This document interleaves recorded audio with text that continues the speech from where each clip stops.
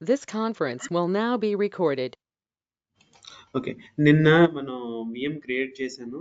Creation చెప్పాను. కానీ ఆహ్, రికార్డింగ్ మిస్ అయింది. సో, మళ్ళీ ఇవాళ కొంచెం మళ్ళీ ఒకసారి చూద్దాం. మళ్ళీ క్రియేట్ చేసి అందులో ఆప్షన్స్ చెక్ చేద్దాం. కాకపోతే కొంచెం ఫాస్ట్‌గా చెప్తాను ఇది.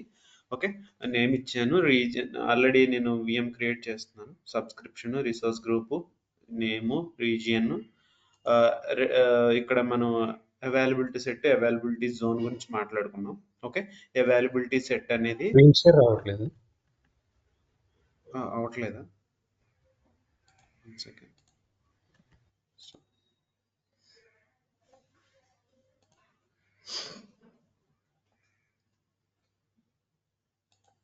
ఓకే. యాహ్! ఇప్పుడు కనిపిస్తుంది. Okay, fine. ఓకే. నిన్న మనం అవైలబిలిటీ సెట్, అవైలబిలిటీ జోన్ గురించి మాట్లాడుకున్నాం కదండి. అవైలబిలిటీ సెట్ ఎక్కువగా యూజ్ చేస్తారు కంపేరబుల్ టు అవైలబిలిటీ జోన్. ఇక్కడ నిన్న ఒక పాయింట్ చెప్పడం మర్చిపోయాను నేను. అదేంటంటే నేను రియల్ టైంలో ఫేస్ చేసిన ఇష్యూ ఏంటంటే మనకి ఫాల్ డొమైన్ ఏమో వర్టికల్గా ఉంటుంది, అప్డేట్ డొమైన్ హారిజంటల్గా ఉంటుంది. మనం ఒక విఎంని ఇక్కడ ప్లేస్ చేసాం అనుకోండి, విఎం1. నేను ఏం చేసా, ఫస్ట్ నాకు మన క్లయింట్ రిక్వైర్మెంట్ ఇచ్చినప్పుడు నేను విఎం1 క్రియేట్ చేశాను.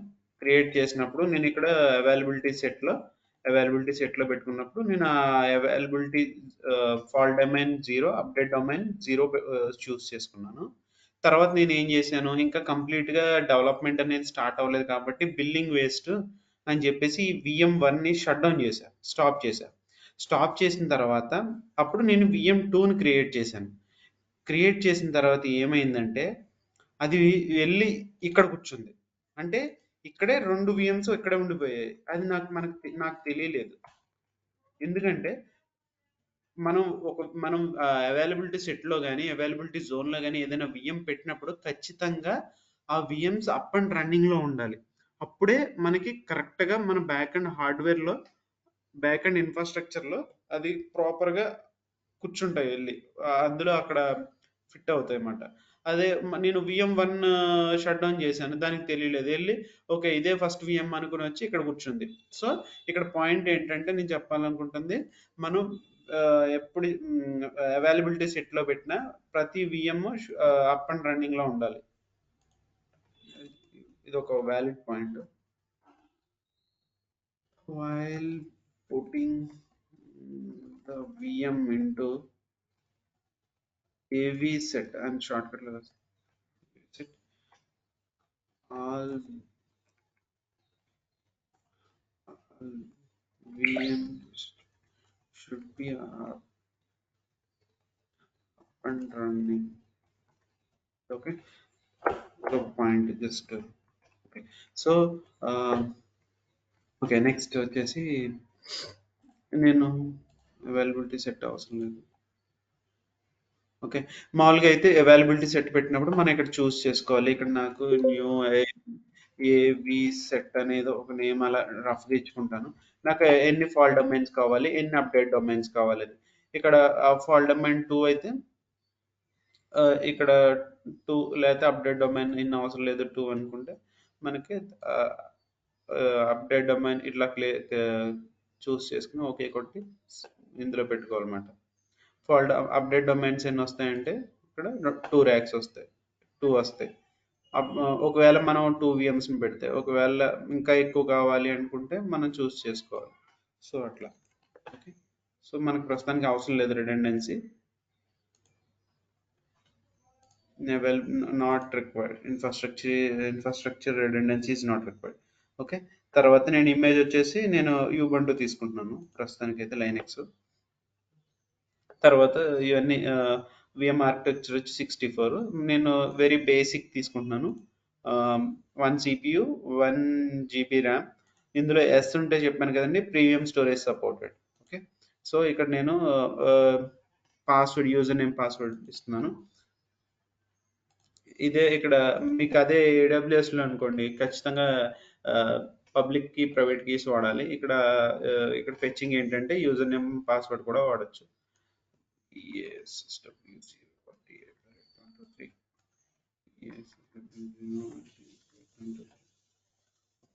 So if it is Windows అయితే 3389 ఓపెన్ చేయాలి. If it is a Linux port number 22 is enough.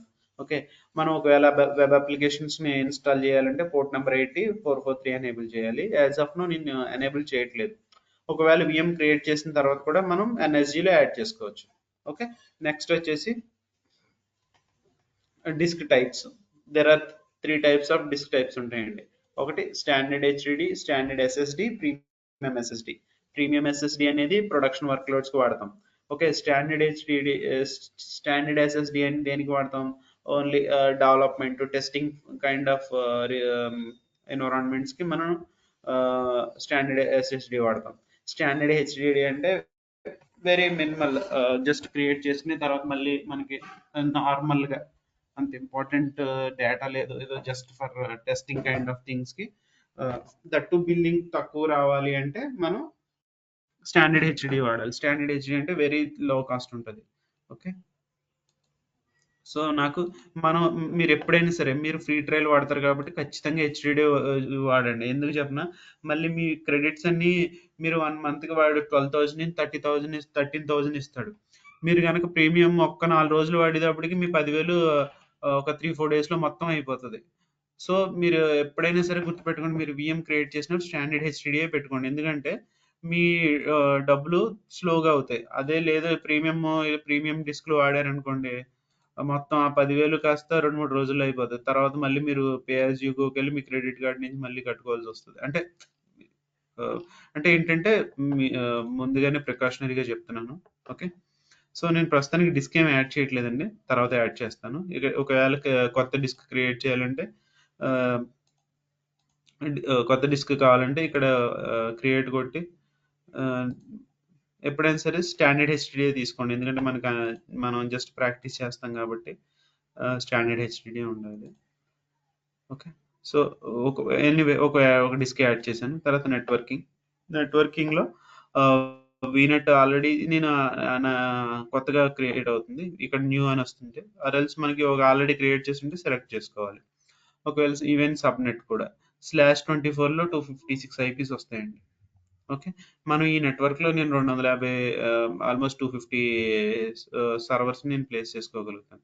Okay, తర్వాత ఎన్ఎస్జి. ఓకే, ఈ లోడ్ బ్యాలెన్స్లు ఇవన్నీ మనం తర్వాత చూద్దాం. మేనేజ్మెంట్ ఐడెంటిటీ ఓకే, ఈ బూట్ డయాగ్నోస్టిక్స్ ఏంటంటే ట్రబుల్ షూటింగ్ వాడతామండి. అంటే విఎం అప్ అండ్ రన్ ఒక్కొక్కసారి విఎం హంగలోకి వెళ్ళిపోతుంది. విఎం స్టేట్ చెక్ చేయడానికి రన్ అవుతుందా లేకపోతే ఏదైనా ఎర్రర్స్ వస్తున్నాయో దానికి ఇది ఎనేబుల్ చేసుకుంటాను. Alerts, guest OS. ఈ ఈ అలర్ట్స్కి దీనికి డిఫరెన్స్ ఏంటి చెప్పనండి. ఈ అలర్ట్స్ అంటే ఏంటి? సిపియు కానీ మెమరీ ఎక్స్టర్నల్గా అంటే ఆ, ఇప్పుడు సిపియు మెమరీ అనేది ఏంటి? ఒక సర్వర్లో పార్ట్, ఒక హార్డ్వేర్ కాంపోనెంట్స్ కానీ సిపియు యూటిలైజేషన్ అంటాం, మెమరీ యూటిలైజేషన్ అంటాం. ఒకవేళ అలా కాదు, గెస్ట్ ఓఎస్ డయాగ్నోస్టిక్స్ అంటే ఏంటంటే ఆమ్, మ్, మీరు ఒక అప్లికేషన్ ఇన్స్టాల్ చేశారు. ఒక జావా గాని, ఒక ఆర్కిల్ సర్వీసెస్ కింద రన్ అవుతాయి ఏ సర్వర్‌లో అయినా. ఆ సర్వీస్‌లు ఏమన్నా యుటిలైజేషన్ దానివల్ల ఏమన్నా ప్రాబ్లమ్ ఉందా? ఆ సర్వీస్ జావా సర్వీస్ ఎక్కువ యుటిలైజ్ అవుతుంది. డీబీ సర్వీస్ ఎక్కువ యుటిలైజ్ అవుతుంది. ఒకవేళ సిమాంటిక్ సర్వీస్ ఎక్కువ హై యుటిలైజేషన్ చేస్తుంది. అటువంటి మనం ఓఎస్ ఇన్‌సైడ్ ద సర్వర్‌లో ఏవైతే సర్వీసెస్ మనం ఇన్‌స్టాల్ చేస్తామో ఆటి ఇన్ఫర్మేషన్ తెలుసుకోవాలంటే గెస్ట్ ఓఎస్ అండి. OS level. ఓకే, ఇది ఏంటంటే మొత్తం లైక్ అజూర్ ప్లస్ సర్వర్ అని కూడా చెప్పొచ్చు. అజూర్ అంటే త్రూ నెట్వర్క్ ఎలా ఉంది, లేటెన్సీ ఉందా, సిపి యూటిలైజేషన్, ఎంటైర్ సర్వర్ ఎట్లా ఉంది, సో అట్లాంటివి. ఓకే, నెక్స్ట్ వన్ వచ్చేసి అడ్వాన్స్డ్. ఇక్కడ ఏంటంటే custom data at the time of అంటే ఆన్ ద ఫ్లై. మనం విఎం క్రియేట్ చేసేటప్పుడు ఏమన్నా సర్వీసెస్ ఇన్స్టాల్ చేయాలంటే ఇక్కడ పెట్టుకుంటాం. ఏవైనా ఒకవేళ సపోజ్ మీరు IAS web server by default install అయి ఉంటుంది. ఒకవేళ ఏదైనా ఇన్స్టాల్ చేయాలన్నా లేకపోతే సిమాంటిక్ ఇన్స్టాల్ చేయాలన్నా, ఒక విండోస్ సర్వర్ అయితే సిమాంటిక్ ఇన్స్టాల్ చేయాలన్నా, ఏదైనా అప్లికేషన్ ఇన్స్టాల్ చేయాలన్నా, ఇఫ్ ఇట్ ఈస్ లైనెక్స్ అయితే వెబ్ అప్లికేషన్స్ ఇన్స్టాల్ చేస్తారు, అపాచీ ఇన్స్టాల్ చేయాలని. సో అట్లాంటి కస్టమ్ డేటా అంటారు. ఓకే. ట్యాగ్స్ అనేవి మన నిక్ నేమ్స్ లాంటివి. ఇట్స్ లైక్ సర్వర్ ఓనర్ ఎవడు? హ్మ్. ఇది ఎన్విరాన్మెంట్ ఏంటి? ఆహ్, మనం నేమింగ్ కన్వెన్షన్‌లో ఇస్తాం. హైఫన్ డెవ్ అవి అని. సో, ఇక్కడ ఇంకా కొంచెం క్లారిటీగా ఎక్కువ రాస్తారు. అంటే ఇప్పుడు డెవలప్‌మెంట్‌లోని ఇప్పుడు ఒక జావా అప్లికేషన్ ఉందనుకోండి. డెవలప్‌మెంట్‌లోని డిఫరెంట్ ఉంటాయి. ఇప్పుడు ఓకే. జావాలో బ్యాంకింగ్ అప్లికేషన్ ఉంది. ఇది credit card development, credit savings, production అట్లా ఇక్కడ యాడ్ చేసుకోవచ్చు. ఓకే. తర్వాత రివ్యూ క్రియేట్. ఇవాళ ఎందుకు చెప్తున్నానంటే నిన్న రికార్డింగ్ మిస్ అయింది. సో, కొంచెం ఫాస్ట్‌గా చెప్పాను. ఒకవేళ మీరు నెక్స్ట్ టైమ్ చూసుకోవడానికి కొంచెం ఈజీగా ఉంటది. వీఎం క్రియేషన్ చేసినప్పుడు. మీరు చూడండి నాకు 81 పైసా పడుతుంది పర్ అవర్‌కి. ఓకే. ఇక్కడ మీరు గుర్తుపెట్టుకోవాల్సిన విషయం ఏంటంటే డిస్క్ మాత్రం ప్రీమియం చూస్ చేసుకోకండి. స్టాండర్డ్ మాత్రమే వాడండి. సూర్య గారు, చెప్పండి. హలో. ఇవి షేర్ డ్రైవ్ వేరే దాంట్లో పెట్టారా? మొన్నటి దాంట్లోనే ఉన్నాయా? ఎందుకంటే మళ్ళీ అవి ఇవి మిక్స్ అవుతాయేమో అని. లేదండి. ఇది వేరేగా పెట్టి ఇస్తాను. మీ మీ సరే, ఈమెయిల్ ఐడికి షేర్ చేస్తాను. కొంచెం ఇవ్వండి సార్. Okay, thank you. సరే సార్. ఓకే. రైట్.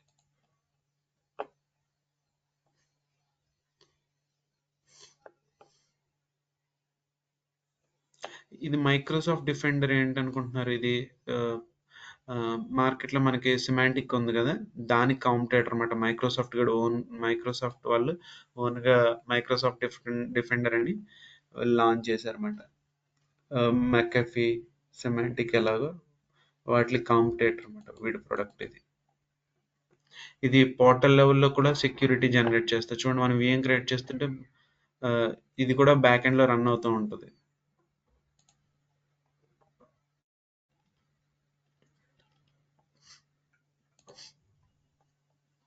ఓకే. మనకి VM క్రియేట్ అయిపోయింది. ఇప్పుడు ఈ ఆప్షన్స్‌ని ఒక వన్ బై వన్ చెక్ చేసుకుంటూ మనం వెళ్దాం. ఫస్ట్ కనెక్ట్ అంటే ఏంటి? మనం ఈ సర్వర్‌కి కనెక్ట్ అవ్వాలి. ఎలా? Through public IP. ఒకవేళ ఈ పబ్లిక్ ఐపీని తీసుకొని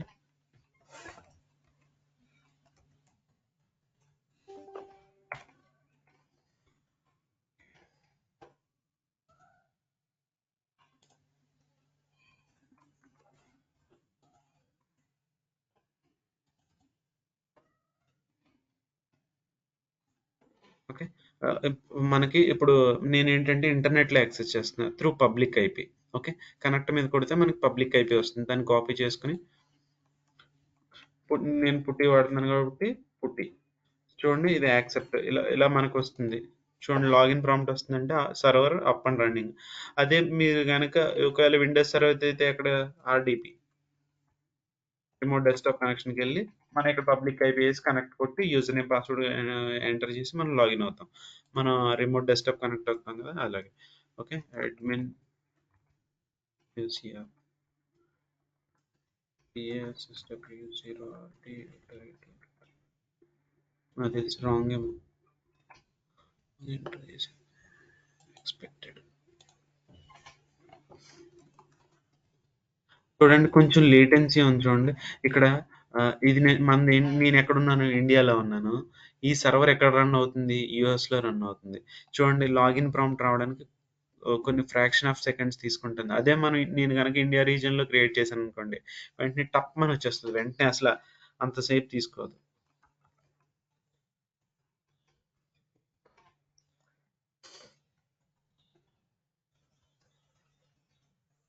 రీజన్ అందుకనే ఎప్పుడైనా సరే క్లయింట్కి సజెషన్ ఏం చేస్తారంటే ఆ, ఆ, ఎక్కడైతే వాళ్ళ అప్లికేషన్ ఎక్కడైతే యాక్సెస్ చేస్తారో అన్ని సర్వర్స్ అక్కడే పెట్టుకోవాలి అని చెప్తారు. కొంతమంది ఏం చేస్తారు, అప్లికేషన్ సర్వర్స్ని ఇప్పుడు సపోజ్ జర్మన్ కస్టమర్ అనుకోండి, జర్మనీలో పెట్టుకుంటాడు. ఓ DB సర్వర్ని ఎక్కడో పెడతాడు, ఈ ఈ ఇండియాలోనో యూఎస్లోనో. సో లేటెన్సీ వస్తుంది, నాకు డేటా నా అప్లికేషన్ స్లో అయింది అది అంటూ ఉంటాడు అనమాట. అప్పుడు వాళ్ళకి ఎలా సజెషన్స్ ఇస్తారంటే మైక్రోసాఫ్ట్ వాళ్ళు app and DB should be in the same region అని చెప్తారు. ఓకే. ప్రస్తుతానికి అయితే సర్వర్లోకి లాగిన్ అయిపోయాను సక్సెస్ఫుల్లీ. ఓకే. తర్వాత ఓఎస్ లెవెల్‌లో తర్వాత చూద్దాం. జస్ట్ పోర్టల్‌లో ఓకే. తర్వాత ఓకే. ప్రైవేట్ ఐపీ కావాలంటే ప్రైవేట్ ఐపీది. ఇక్కడ బాస్టియన్ ఒకటి ఉండేదండి. అది ఎక్కడుందో మార్చేసాడు పోర్టల్ అంతా.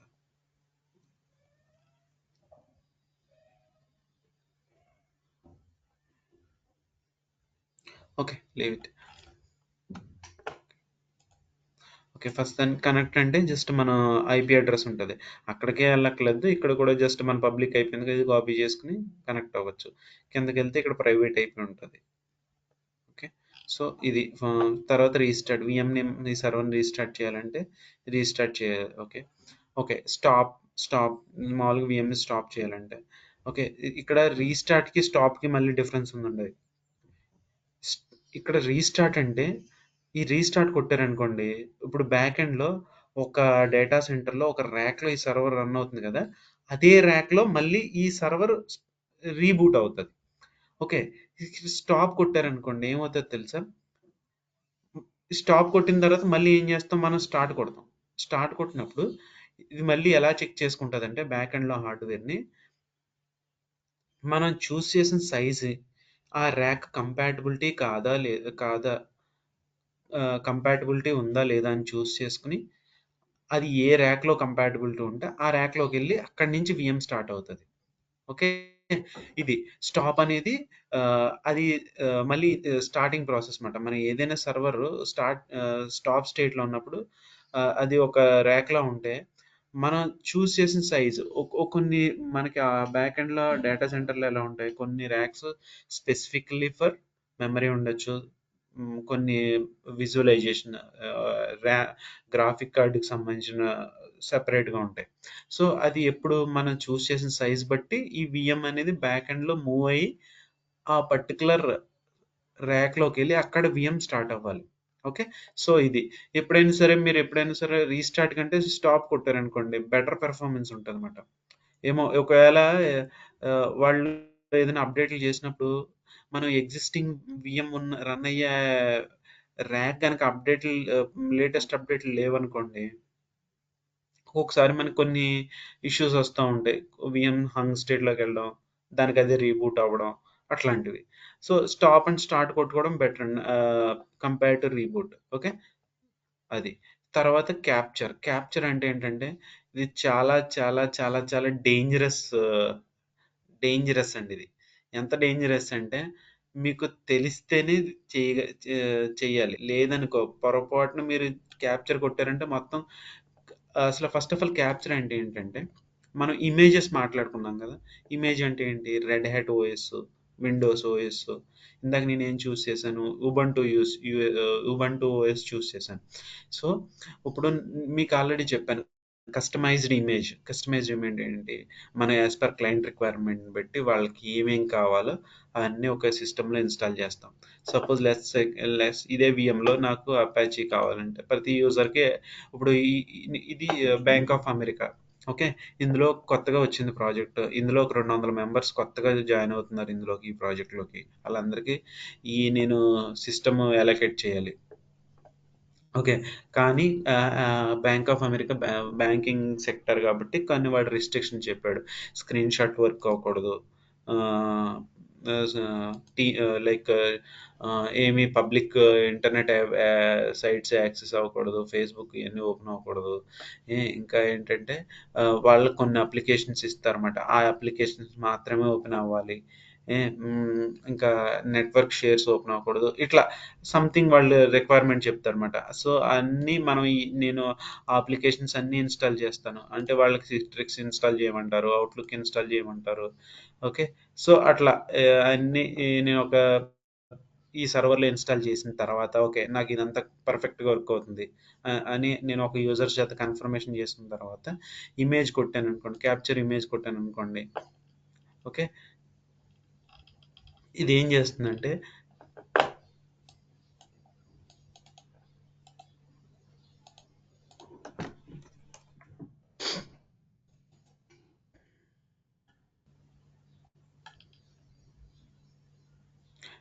Shared image Azure complaints gallery.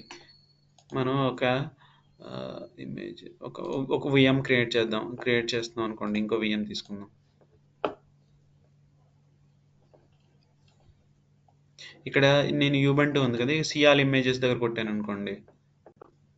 ఇక్కడ మై ఇమేజెస్ ఉంది కదా, ఇక్కడికి వచ్చి పడుతుంది అనమాట. ఆ క్యాప్చర్ కొట్టి ఈ డీటెయిల్స్ అన్నీ ఇవ్వాలి మనం. ఈ డీటెయిల్స్ అన్నీ ఇచ్చి దానికి ఒక version number, okay, end of the late, ఎప్పటికి ఎక్స్పైర్ అయిపోవాలి ఒకవేళ ఇమేజ్, ఒకవేళ రిడెండెన్సీ కావాలా, హెచ్డిడి ఎల్ఆర్ఎస్లో పెట్టుకోవాలా, ఇవన్నీ పెడితే మనకు ఒక ఇమేజ్ అనేది క్రియేట్ అయ్యి ఇక్కడ ఇమేజ్ ఇక్కడ పడుతుంది. దాన్ని మనం విఎం క్రియేట్ చేసినప్పుడు ఆ విఎం ఇమేజ్ని చూస్ చేసుకుంటే అప్పుడు ఆ కస్టమ్ ఇమేజ్ ద్వారా విఎం స్పిన్ చేసి మనం ఆ, మన ప్రాజెక్ట్లో వర్క్ చేసే వాళ్ళకి ఇవ్వచ్చు. అది ఓకే. సో అది ఇమేజ్ అండి. ఇంకో విషయం చెప్పడం మర్చిపోయాను. ఒకసారి క్యాప్చర్ కొట్టానంటే విఎం అది కంప్లీట్గా డౌన్ అయిపోతుంది. ఇంకా మళ్ళీ దాన్ని డిలీట్ చేసుకోవడం తప్పు, కానీ మళ్ళీ రీయూజ్ చేయడానికి వర్క్ అవ్వదు. సో ఒకసారి ఒక క్లయింట్ అలాగే బ్యాకప్ తీయమంటే మొత్తం క్యాప్చర్ కొట్టాడు. క్యాప్చర్ కొడితే మొత్తం ప్రొడక్షన్ విఎం డౌన్ అయింది. ఆడు చూడాలి మా మీద కేకలు అరుపులు. తర్వాత అప్పుడు ఇమేజ్ నుంచి మళ్ళీ ఒక కొత్త విఎం స్పిన్ అప్ చేసి దీనికి ఉన్న నిక్ కార్డ్ని తీసుకెళ్ళి, అంటే నెట్వర్క్ ఇంటర్ఫేస్ మళ్ళీ ఆ విఎంకి అటాచ్ చేస్తే అప్పుడు వర్క్ అయింది. కాకపోతే ఆల్మోస్ట్ 4-5 అవర్స్ విఎం డౌన్ అయింది. ఓకే. సో అది డిలీట్ మొబైల్ ఇవన్నీ కామన్ అండి. తర్వాత యాక్టివిటీ లాగ్స్ అంటే ఏంటంటే బేసిక్గా మనం ఒక ఆర్గనైజేషన్లో పనిచేస్తున్నప్పుడు అన్ని ఏడీకి కనెక్ట్ అయి ఉంటాం. ఓకే. ఇప్పుడు సపోజ్ నేను వేరే వాళ్ళకి ఈ సర్వర్ యాక్సెస్ ఇచ్చాను. వాడు నాకు తెలియకుండా సమ్ యాక్టివిటీస్ అని ఏదో చేసాడు. ఓకే. ఇప్పుడు మన ప్రాజెక్ట్లో 100 మెంబర్స్ ఉన్నారు. అందులో ఒక 50 మెంబర్స్కి యాక్సెస్ ఉంది. అన్ఫార్చునేట్గా సంథింగ్ ఎవరో ఏదో చేశారు, ఏదో చేంజ్ చేశారు తెలియకుండా. సో అప్పుడు ఇక్కడికి వచ్చారనుకోండి, యాక్టివిటీ లాగ్స్, ఎవడైతే ఏమేమి యాక్టివిటీస్ పెర్ఫామ్ చేశాడో వాళ్ళ మొత్తం ఇక్కడ లాగ్స్ పడతాయి అన్నమాట. చూడండి, ఈమెయిల్ ఐడితో సహా నా ఈమెయిల్ ఐడి ఇది, నా సబ్స్క్రిప్షన్, ఏ టైంకి ఏం చేశాను అన్నీ ఇక్కడ ఉంటాయన్నమాట. ఒకవేళ మీరు ఏదన్నా ఏం చేసినా సరే, మీరు ఓపెన్ చేసినా, ఏదన్నా చేంజ్ చేసినా, ఒక డిస్క్ యాడ్ చేసిన, విఎం సైజ్ విఎం రీబూట్ చేసిన, స్టాప్ చేసిన, ప్రతిదీ ఇక్కడ ఈవెంట్ పడుతుందండి. ప్రతిదీ వాళ్ళు ఫస్ట్ ఆఫ్ ఆల్ ఏదైనా జరిగితే వాళ్ళు వచ్చి చెక్ చేసేది యాక్టివిటీ లాగ్సే. తర్వాత అప్పుడు ఇక్కడ మీ ఐడి క్లియర్గా కనబడుతుంది. మిమ్మల్ని అడుగుతారు ఏంటి, ఎందుకు చేసావు ఏంటని, మీరు మళ్ళీ ఎక్స్ప్లెనేషన్ ఇచ్చుకోవాలి. సో యాక్టివిటీ లాగ్స్ అంటే మనం ఏం చేసాం, ఎవరేమి ఏం చేశారో అన్నీ ఇక్కడ చూడగలుగుతాడు. ఓకే. ఇదండి యాక్టివిటీ లాగ్స్. తర్వాత IAM, access control management. Okay. Access control management అంటే ఇప్పుడు మీరు కొత్తగా జాయిన్ అయ్యారనుకోండి, మీకు ఈ సబ్స్క్రిప్షన్, నా సబ్స్క్రిప్షన్ ఏంటి, azure_surya అనే సబ్స్క్రిప్షన్ ఉంది. ఒకవేళ ఇది బ్యాంక్ ఆఫ్ అమెరికా సబ్స్క్రిప్షన్ అనుకోండి. ఇప్పుడు మీరు కొత్తగా జాయిన్ అయ్యారంటే మీకు ఈ సబ్స్క్రిప్షన్కి యాక్సెస్ ఇవ్వాలి. ఈ సబ్స్క్రిప్షన్ మీరు యాక్సెస్ ఉంటేనే కదా ఇందులో ఉన్న రిసోర్స్లు అన్నీ యాక్సెస్ చేసుకోగలుగుతారు. ఓకే. ఇక్కడ చూడండి, ఐఎమ్ యాక్సెస్.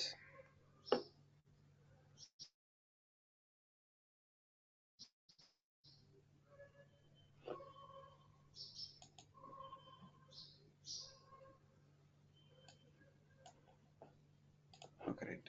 ఓకే, ఇక్కడ చూడండి, ఐఎమ్ యాక్సెస్లోకి వెళ్ళి మీకు ఎలా ఇస్తారంటే ఇక్కడ యాడ్ అని చెప్పి మనకి ఏదైతే రోల్ ఇవ్వాలో ఆ రోల్ చూస్ చేస్తారు. ఇందులో ప్రైమరీగా వచ్చేసి మనకి ఇంటర్వ్యూలో ఏది అడుగుతారంటే what is difference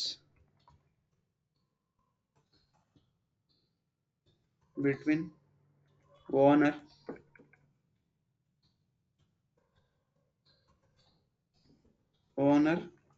and contributor.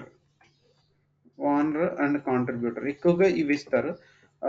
తర్వాత వచ్చేసి రీడర్ పర్మిషన్స్ ఉంటాయి. రీడర్ అంటే జస్ట్ ఫ్రెషర్స్గా జాయిన్ అవుతారు చూడండి, వాళ్ళకి రీడర్ పర్మిషన్స్ ఇస్తారు. ఒక L2 L3కి మాత్రం కాంట్రిబ్యూటర్ యాక్సెస్ ఇస్తారు. వార్నర్ అందరికి ఇవ్వరండి. ఎవరో మేనేజ్మెంట్ ఒకళ్ళు ఉంటారు, లేకపోతే క్లయింట్ అయితే క్లయింట్కి ఉంటుంది. ఓకే, సో ఇక్కడ యాడ్ రోల్ క్లిక్ చేసి ఏదైతే ఇవ్వాలనుకుంటున్నామో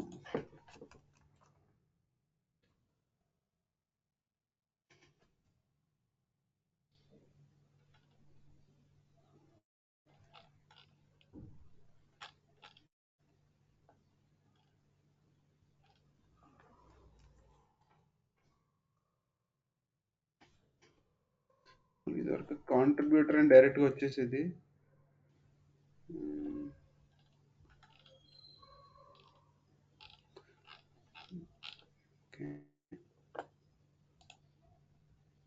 ఓకే, చూడండి ఇక్కడ ఇది ఇక్కడ పెట్టాడు ప్రివిలేజ్ అడ్మినిస్ట్రేటర్ రూల్ అంటే ఇక్కడ ఎక్కువగా కాంట్రిబ్యూటర్ వాడతారండి. ఇది కొట్టిన తర్వాత నెక్స్ట్ కొట్టడం. మనది మన ID user are group managed identity అంటే మనకి ఇక్కడ ఏడీకి రిఫ్లెక్ట్ అవుతుంది. ఇక్కడ మనం ఏం ఆల్రెడీ నాకు యాక్సెస్ ఉంటుంది కాబట్టి మీ ఐడి ఇస్తే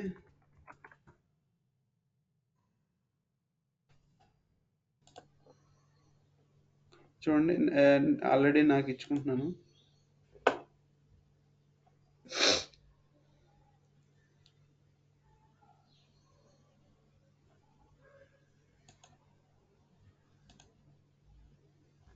ఇక్కడ outside of the organization email కూడా ఇవ్వచ్చు అంటారా, లేకపోతే within the organization email ఉంటుంది ఏడీ కాకపోతే? అంటే మ్యాక్సిమం అన్ని ఆర్గనైజేషన్ లో వచ్చేసినట్టు కంపల్సరీ ఏడీ నుంచే రిఫ్లెక్ట్ అయిపోతాయండి. ఇది నాది, మనం జస్ట్ ట్రైనింగ్ కోసమే కదా, అందుకు నేను ఇది ఇచ్చాను. మనం కంపల్సరీ మనం రియల్ టైంలో ఖచ్చితంగా మన అందులోంచే వస్తుందండి. ఇక్కడ ఏడీ ఉంటుంది, లేకపోతే మనం ఇక్కడ క్రియేట్ చేసుకోవచ్చు. ఓకే, ఏడీలో యూజర్స్ ఉంటాయి. యూజర్స్ని కావాలంటే కొత్త యూజర్స్ని ఒక న్యూ యూజర్ని క్రియేట్ చేయొచ్చు. Okay, domain not listed. Okay, ఇక్కడ యూజర్స్ని క్రియేట్ చేయొచ్చు. ప్రిన్సిపల్ డొమైన్ అంటే నాకు డొమైన్ లేదు కదండి, సో అందుకని క్రియేట్ అవుతుంది తెలియదు. ఓకే, నాకు అర్థమైందండి. Right, okay. సో ఇది ఒకవేళ అసలు ఇక్కడ మనం మెయిన్గా మాట్లాడుకోవాల్సింది what is the difference between contributor and owner and contributor. 1 second.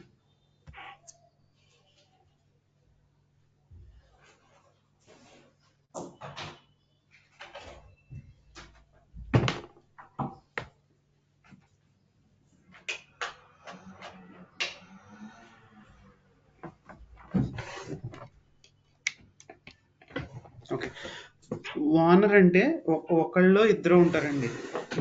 Contributor అంటే ఓనర్ అంటే ఏం చేస్తాడు, మొత్తం అన్నీ చేస్తాడు. వాడు ఎగ్జిస్టింగ్ యూజర్స్ని డిలీట్ చేయమంటే డిలీట్ చేస్తాడు, క్రియేట్ చేయమంటే క్రియేట్ చేస్తాడు. He can do everything owner అంటే, ఎందుకంటే వాడే ఓనర్ ఆ సబ్స్క్రిప్షన్కి. కాంట్రిబ్యూటర్ అంటే ఏంటంటే he also equal to owner, but ఒక్క పని మాత్రం చేయలేడు. అది ఏంటంటే వేరే వాళ్ళకి యాక్సెస్ ఇవ్వలేడు, అంతే.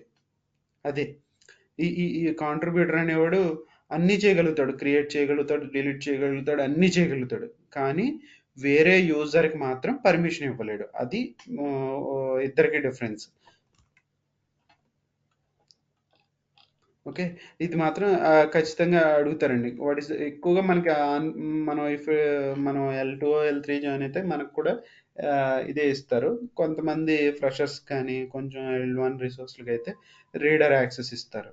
కాంట్రిబ్యూటర్ అంటే ఏంటి, కాంట్రిబ్యూటర్ ఈ కెన్ డూ ఎవ్రీథింగ్ ఎక్సెప్ట్ ఈ can't provide any permission to other user are other person, that's it. తర్వాత ట్యాగ్స్ అండి. ట్యాగ్స్ ఆల్రెడీ చెప్పాను కదా, కావాలంటే మనం ఇక్కడ యాడ్ చేసుకోవచ్చు. Okay, diagnostics.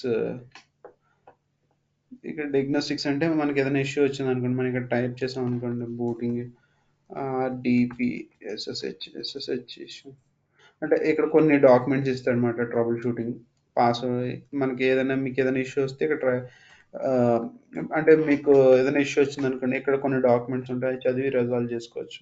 కానీ అది ఎవరు చదవరనుకోండి, డైరెక్ట్‌గా కేస్ క్రియేట్ చేసేస్తారు మైక్రోసాఫ్ట్ వాళ్ళకి. ఓకే. నెట్వర్కింగ్. దీనికి ఒక సెపరేట్ రోజు పడుతుందండి. ప్రస్తుతానికి నెట్వర్కింగ్ చెప్పట్లేదు. ఇవన్నీ మనం మాట్లాడుకోవాలి. దీనికి ఒక సెపరేట్ క్లాస్ చెప్తాను. ఓకే. నెట్వర్కింగ్ ఇవాళ ఇందులో కొన్ని మనం అంటే నిక్కార్డ్ అంటే ఏంటి, పబ్లిక్ ఐపీని, నిక్కార్డ్ని వేరే నిక్కార్డ్స్ కూడా యాడ్ చేయొచ్చు, మల్టిపుల్ నిక్కార్డ్స్. ఓకే. ఇన్బౌండ్ పోర్ట్ అంటే ఏంటి, అవుట్ బౌండ్ పోర్ట్స్ అంటే ఏంటి, application security gateway, loading, load balancer, ఇవన్నీ నాకు ఒక క్లాస్ అవుతుందండి జస్ట్ ఈ ట్యాబ్ ఎక్స్ప్లెయిన్ చేయడానికి. ఓకే. కనెక్షన్.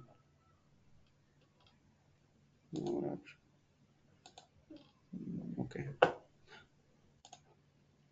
నెక్స్ట్ డిస్క్స్ అండి. డిస్క్స్. ఓకే. ఇప్పుడు డిస్క్స్ మనకి చెప్పాం కదండి, డేటా డిస్క్, ఓఎస్ డిస్క్ ఫస్ట్ది. ఓఎస్ డిస్క్ వితౌట్ మనం డేటా డిస్క్ని కావాలితే రిమూవ్ చేసేయచ్చు. ఓకే. నేను ఇక్కడ రిమూవ్ చేసి సేవ్ కొట్టానంటే డేటా డిస్క్ని రిమూవ్ చేయొచ్చు, కానీ ఓఎస్ డిస్క్ని రిమూవ్ చేయలేం. అది ఇంకా ఫిక్స్డ్. అది కావాలంటే స్వాప్ చేయొచ్చు వేరే డిస్క్తో. ఓకే. సపోజ్ ఇప్పుడు ఎగ్జిస్టింగ్ ఏదో ప్రాబ్లం వచ్చింది, విఎం మొత్తం కరప్ట్ అయిపోయింది. ఓకే. కరప్ట్ అయిపోయినప్పుడు సేమ్ ఇట్లాంటిది ఇంకోటి డెవలప్మెంట్లో రన్ అవుతుంది అనుకోండి. ఒకవేళ క్లయింట్ ఓకే, ఒకవేళ ఇప్పుడు ఈ సర్వర్ అనేది సంథింగ్ ఏదో ప్రాబ్లం వచ్చి వెంటనే డౌన్ అయిపోయింది, కానీ నాకు ఇట్లాంటిది ఇంకొక సర్వర్ ఉంది, లేకపోతే ఒక స్నాప్ షాట్ కానీ ఒక బ్యాకప్ కానీ ఉంది.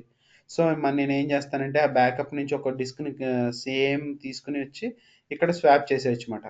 ఆ వర్కింగ్ డిస్క్ స్వాప్ ఇక్కడ పెట్టి ఇది రిమూవ్ చేసేయచ్చు. ఇది మళ్ళీ నేను ట్రబుల్ షూటింగ్లో మళ్ళీ చెప్తాను. ప్రస్తుతానికి అయితే నెట్వర్కింగ్ డిస్క్ స్వాప్ చెప్పట్లేదు. ఓకే. క్రియేట్ చేసే డిస్క్ క్రియేట్, ఒకవేళ క్రియేట్ చేయాలంటే కొత్త డిస్క్ ఇక్కడ క్రియేట్ చేయొచ్చు, ఇంకోటి లేదంటే ఎగ్జిస్టింగ్ ఉంటే అటాచ్ చేయొచ్చు. సైజు, ఒకవేళ పర్ఫార్మెన్స్ మనకి పర్ఫార్మెన్స్తో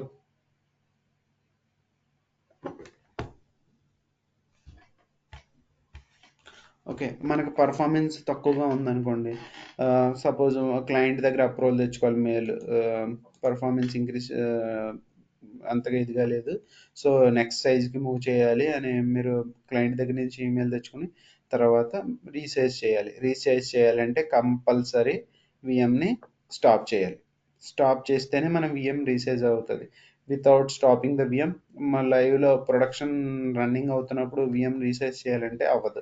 ఎందుకు అవ్వదు, మనం చూస్ చేసే సైజు ఒక క్లస్టర్లో ఉంటుంది, బ్యాక్ అండ్ ర్యాక్లో ఎగ్జిస్టింగ్ సైజు ఒక ర్యాక్లో ఉంటుంది, మనకు కావాల్సింది ఇంకొక ర్యాక్లో ఉంటుంది. సో ఇదే బ్యాక్ అండ్ మూవ్ అవ్వాలంటే దానికి ఖచ్చితంగా విఎంని షట్ డౌన్ చేయాలి. Okay. Microsoft defender for cloud ఇది ఏంటంటే యాంటీవైరస్ అండి. ఏదైనా మన దాంట్లో ఏదైనా ప్రాబ్లమ్స్ ఉన్నా,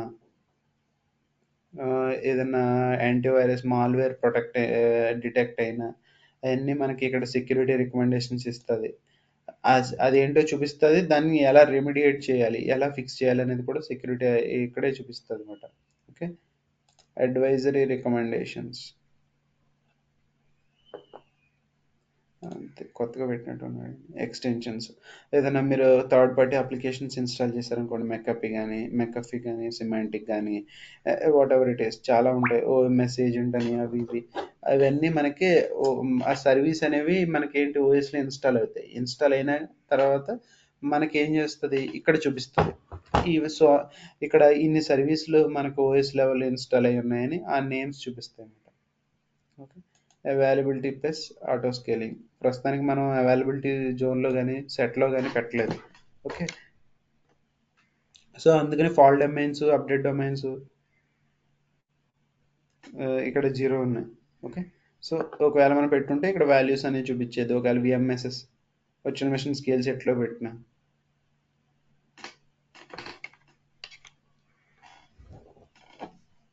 ఓకే. తర్వాత కాన్ఫిగరేషన్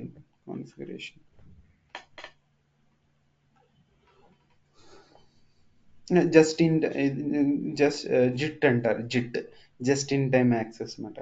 ఇది మనం ఎనేబుల్ చేసుకున్నాం అనుకోండి, ఆ పర్టికులర్ పీరియడ్లోనే మనం ఏంటంటే సెక్యూరిటీ లెవెల్ మనం ఇది జిట్ ఎనేబుల్ చేసుకోవాలన్నమాట. ఎనేబుల్ చేస్తే అప్పుడు మాత్రమే ఆ టైంలో మాత్రమే యాక్సెస్ అవుతుంది. ఒకవేళ జిట్ రిమూవ్ చేసాం అనుకోండి, ఇంకెవరు యాక్సెస్ చేయలేరు. అది one of the security feature, కొత్తగా ఇంతకుముందు ఉంది, ఇంకా దాన్ని ఇంకా కొన్ని ఫీచర్స్ యాడ్ చేశాడు.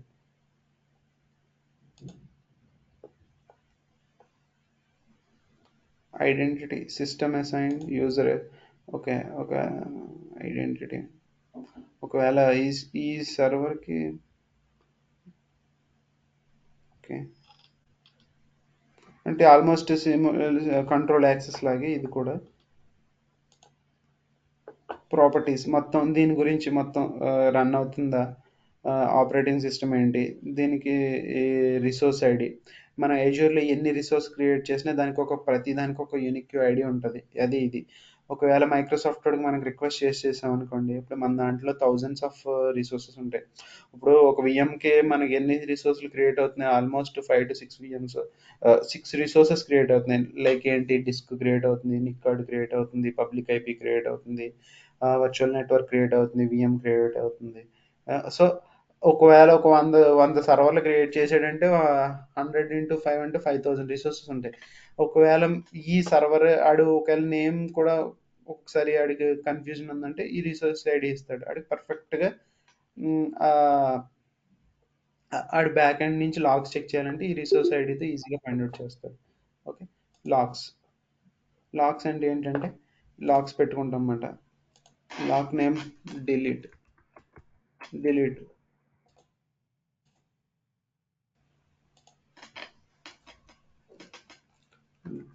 don't delete this VM.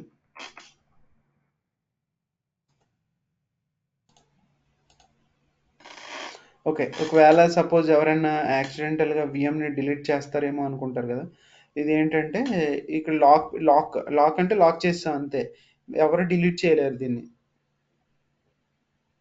ఒకవేళ ఒకవేళ మీరు ఈ సర్వర్ని డిలీట్ చేయాలంటే ఇక్కడికి వెళ్ళి ఓవర్వ్యూలో క్లిక్ చేస్తారు కదా, ఇక్కడ డిలీట్ చేయాలనుకోండి, ఇక్కడ ఫస్ట్ వచ్చి లాక్.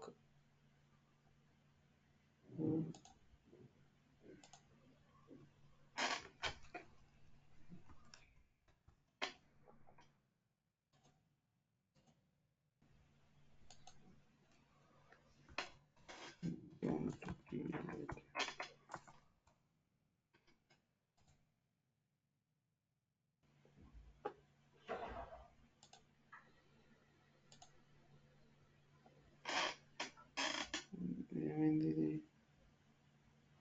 ఓకే, మామూలుగా అయితే లాక్ యాడ్ చేసుకుంటాం, లాక్ వెళ్ళిపోతుంది. బేసిక్ అయితే ఓనర్కి ఉంటుందండి యాక్సెస్, నేను ఓనరే, మరి నాకు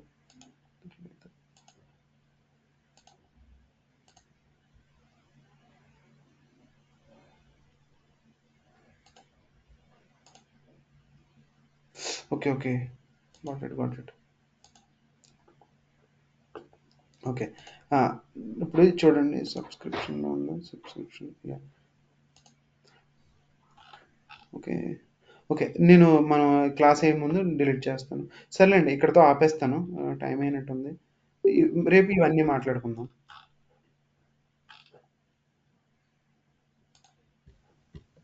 రేపు రిమైనింగ్ ఆప్షన్స్ మాట్లాడుకుందాం. ఒక్కసారి డిలీట్ చేయడానికి ట్రై చేస్తా, ఏమవుద్దో చూద్దాం.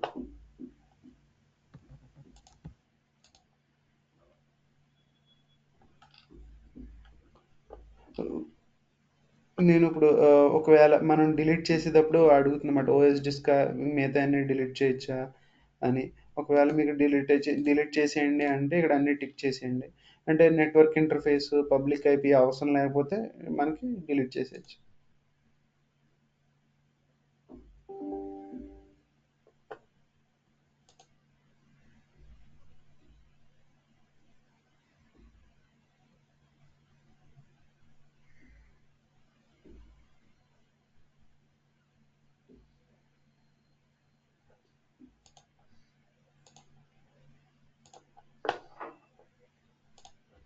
బేసిక్గా అయితే డిలీట్ అవ్వకూడదు.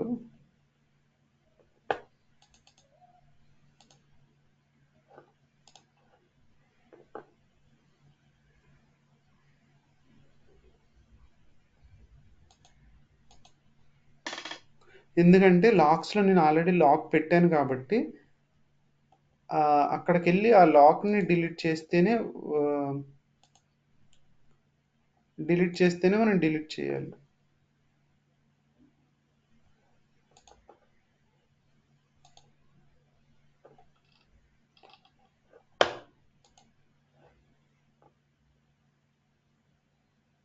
చూడండి ఫెయిల్ అయింది. Fail to delete the virtual machine. Error చదవండి. ఏంటి, ఎందుకు డిలీట్ అవ్వట్లేదు? can't perform delete operation because of the scopes are locked. నేను ఇప్పుడు లాక్ చేస్తాను కదా, అందుకనే విఎం డిలీట్ అవ్వట్లేదు. ఇది ప్రొడక్షన్లో ఖచ్చితంగా పెడతారండి. గమ్ముని ఒక్కొక్కసారి మనం తెలిసి తెలియక గమ్ముని కొత్త యూజర్ అనుకోండి, గమ్ముని డిలీట్ కొట్టేయచ్చు. మేబీ ఇటువంటి యాక్సిడెంటల్ థింగ్స్ జరగచ్చు. సో అందుకనే ఏం చేస్తారంటే లాక్స్ కంపల్సరీ పెడతారు. అది రీసోర్స్ గ్రూప్లో కానీ ఇక్కడికి వెళ్ళి నేను ఇక్కడ డిలీట్ చేసేస్తున్నాను. తర్వాత సబ్స్క్రిప్షన్లో కానీ చూడండి. ఇప్పుడు ఏంటి, ఇప్పుడు నేనే లాక్ పెట్టి నేనే డిలీట్ చేసుకున్నాను. ఎందుకంటే నేను owner of the subscription. Okay, అదే మీరు కనుక వెళ్ళి ఇక్కడ డిలీట్ చేయాలంటే మీకు అవ్వదు. ఎందుకంటే మీరు కాంట్రిబ్యూటర్ కానీ కాంట్రిబ్యూటర్ యాక్సెస్కి డిలీట్ చేయడానికి ఉండదు. ఓకే, లెట్స్ డిలీట్ చేస్తాం.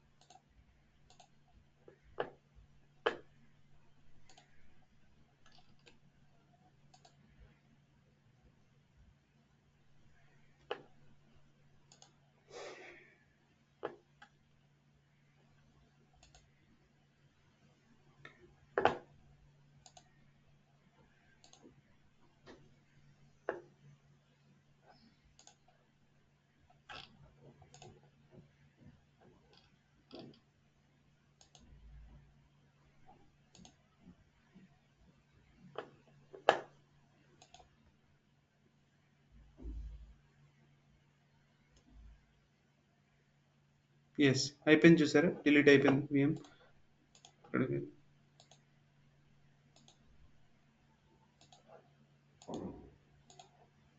కొంచెం టైం పడుతుంది. స్టాప్ అండి,